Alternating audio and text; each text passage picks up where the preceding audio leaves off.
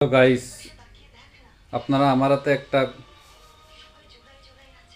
গোলাপ ফুল দেখতে পাচ্ছেন।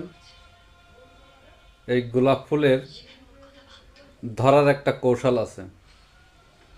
অনেকেই আমাকে বলে যে দাদা, এই যে গোলাপ ফুলের এই যে কাটা, এইটা যখন ধরি তখন হাতে ফুটে যায়, আমি কি করতে পারি, কীভাবে গোলাপ ফুল নিতে পারি। তো সবাই খেয়াল করুন যে গোলাপ ফুলের এই যে আগা, এই আগার এই থেকে এই পর্যন্ত কোনো কাটা নেই। যখন তোমাকে কেউ গোলাপ ফুল দেবে তখন গোলাপ ফুলের এই আগাটা ধরবে, তাহলে দেখবে যে গোলাপ ফুলের কাটা আর হাতে বেঁধবে না এবং রক্তও বের হবে না।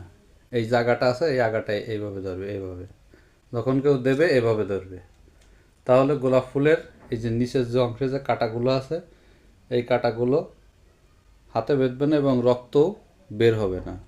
তাই তাই এই ভালোবাসা দিবসে যারা যারা গোলাপ গ্রহণ করবা তারা সবাই এই উপরের অংশটা ধরবে, এই উপরের অংশটা।